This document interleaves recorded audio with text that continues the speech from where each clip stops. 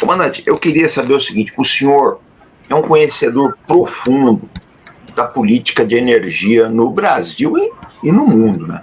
Agora, a visita do Macron ao Brasil, ela desperta muita curiosidade no nosso público, que é um público muito interessado, muito aguerrido, por vários fatores. Primeiro, pelos acontecimentos do Níger, que era grande fornecedor de urânio para a França, né? A França está saindo dali.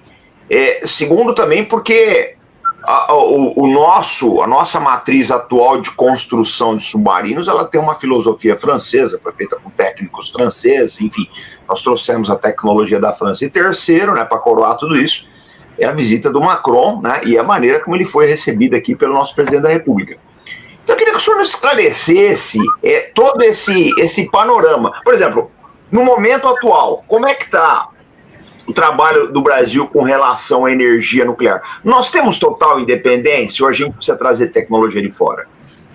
Esse tema da visita do Macron, né, eu acho que ele é uma demonstração de um passo, de um caminho de acomodação para essa nova ordem geopolítica baseada na energia de baixo carbono, né? A gente fala bastante em transição energética hoje, né, mas nós já tivemos na década de 70 uma transição energética bastante importante, né, que adveio da crise das crises do petróleo, que as duas crises do petróleo que ocorreram naquela época. E curiosamente, né, dois países tomaram caminhos bem particulares para enfrentar aquela transição energética daquela época, né. O primeiro foi a França, né, que partiu para a nuclearização, vamos chamar assim, da matriz elétrica, que anteriormente era fortemente baseada no petróleo. No Brasil, nós temos o Proálcool, né? O desenvolvimento do Proálcool como em resposta a essa crise do petróleo. O Proálcool hoje, às vezes, um pouco esquecido, né?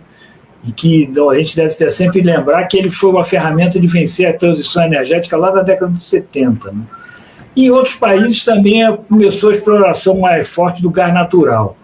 Ou seja, naquela transição houve uma acomodação, um novo contexto de equilíbrio de forças na geopolítica da época, entrando naquela que nós estamos saindo agora, dessa nova. E o caso do Brasil e da França são particulares, por isso que tomaram saídas, tomaram caminhos bastante independentes e interessantes, diferentes do que a maioria dos outros países tomaram, né? E hoje nós chegamos numa situação em que essa transição da geopolítica da energia de baixo carbono, ela na realidade não envolve somente as energias renováveis, ela envolve fortemente a revalorização, a repotencialização, pode chamar assim, da energia nuclear em todo o mundo, né? Quer dizer, hoje já é um consenso, na última COP ficou claro aí, 30 países se comprometendo em triplicar a potência nuclear instalada no mundo até 2050, né? Então, o papel importante, essa contribuição fundamental para a solução do problema da transição energética, a energia nuclear terá esse papel. E hoje, quando a gente vê a situação da energia nuclear no mundo, existe uma situação bastante peculiar, né? Porque cerca de 80% do consumo de urânio da Europa e dos Estados Unidos, eles são de origem russa.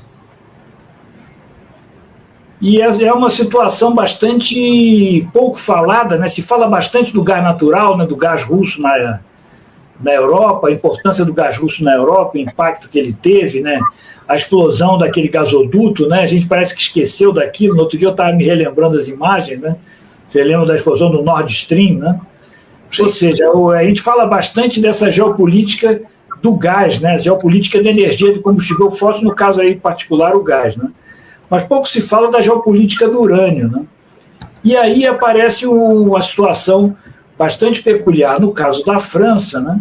Onde a grande parcela, quase 80% da energia elétrica produzida na França é de origem nuclear. É um grande consumidor de urânio, entre os maiores, os 3 maiores consumidores de urânio, a França, os Estados Unidos e a China. Sem dúvida, hoje são os maiores consumidores de urânio. E esses países não têm produção própria, né? A França se baseia em compras no mercado internacional, com uma parcela significativa de urânio de origem russa, mas também explora umas minas na África, especialmente nas suas antigas colônias africanas, né? Particularmente no Níger, né? É um outro fornecedor importante, né? E dentro dessa dinâmica que a gente vive de transição geopolítica, podemos chamar assim, né? Existe em jogo o futuro da África, né? A África é um objeto de disputa hoje, onde tem a participação muito ativa da China, financiando infraestrutura, fundamentalmente atuando no financiamento de grandes infraestruturas nos países africanos, mas também tem a Rússia, com a participação inicialmente do famoso Grupo Wagner, né, uma participação muito ativa e, de certa forma, envolvida em uma série de conflitos e rebeliões ocorridas nesses países, né? Então, ou seja, a França vive uma situação onde ela tem que garantir o suprimento de urânio a longo prazo e ela tem que buscar manter ao máximo as suas relações com as suas antigas colônias na África, né? Que hoje estão um pouco ameaçadas. Recentemente, eu acho que foi ontem ou anteontem, né? Não, acho que anteontem, houve eleições no Senegal, que é um país extremamente importante na área de influência francesa, na qual o vencedor foi um candidato bastante contrário e oposição à França, né? Ou seja, a situação está bastante conturbada naquela região. E um esforço que a França vinha fazendo é abastecimento para substituir o gás russo, a construção de um gasoduto transsaariano que ia fornecer para o Mediterrâneo para abastecimento da Europa. Esse gasoduto não saiu ainda do papel, mas ele é totalmente contra os interesses russos. Aí temos mais um ponto de conflito. Mas voltando ao caso do urânio, eu acho que é fundamental para a França, e o presidente Macron sabe disso, né? A garantia da estabilidade e da prosperidade da França a longo prazo, a segurança no suprimento do fornecimento de urânio para as suas centrais nucleares, né? E o Brasil, apesar de não ser um grande produtor, ele praticamente não produz, e o pouco que produz se absorve totalmente no consumo interno, ele tem reconhecidas reservas que levam o país a ser a 7ª maior reserva do mundo. Mas como pouco a pouco a área do terreno, do território nacional foi explorado, prospectado efetivamente, né, cerca de 1/3 só na superfície, bem rasa, né, o Brasil muito provavelmente deve ser a maior, se não a 2ª maior reserva de urânio do mundo, né? O único país que rivalizaria com o Brasil é a Austrália. Então, o Brasil terá que necessariamente se inserir no comércio, no mercado internacional de urânio. E a França, antecipando isso, vem buscar essa aproximação no sentido de garantir o seu fornecimento de uma fonte segura, onde com poucos abalos, com poucas problemáticas complexas políticas, como é o caso da África, né? Garantir o fornecimento, a estabilidade do fornecimento. A França percebeu isso, eu acho que ela tem a viagem do presidente Macron, dentre vários aspectos, esse aspecto é o aspecto a ser considerado. Aparentemente, né, não aconteceu nada muito significativo durante essa visita, não foi assinado nenhum documento muito assertivo nessa direção. Mas eu tenho a impressão que isso é vital para a França e isso vai acabar acontecendo em algum momento, essa inserção do Brasil no mercado internacional do combustível nuclear, especialmente no primeiro momento da produção de concentrado de urânio e yellow cake, mas podendo evoluir, dado que existe o domínio tecnológico dessas etapas de processamento do combustível no Brasil, poderá evoluir com produtos de maior valor agregado, como hexafluoreto de urânio e o próprio hexafluoreto de urânio enriquecido, quiçá talvez os próprios elementos combustíveis, que é uma competência, um domínio tecnológico que o Brasil alcançou a duras penas, com um grande sacrifício de pelo menos 3 gerações de brasileiros chegar nessa situação atual. Então, acho que esse é o momento, se encaixa perfeitamente na discussão da nova geopolítica das fontes da energia de baixo carbono na faceta urânio.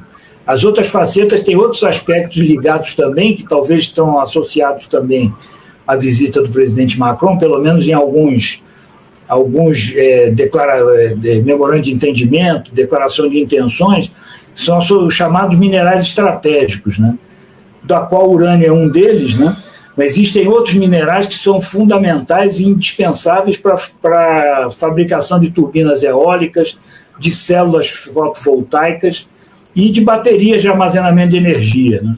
E aí tem uma listinha de uns 15 materiais que hoje são produzidos em quantidades relativamente pequenas, que precisarão crescer muito em volume de produção para que efetivamente ocorra a dita cuja transição energética. Então, esse é um outro motor da acomodação geopolítica que está em processo.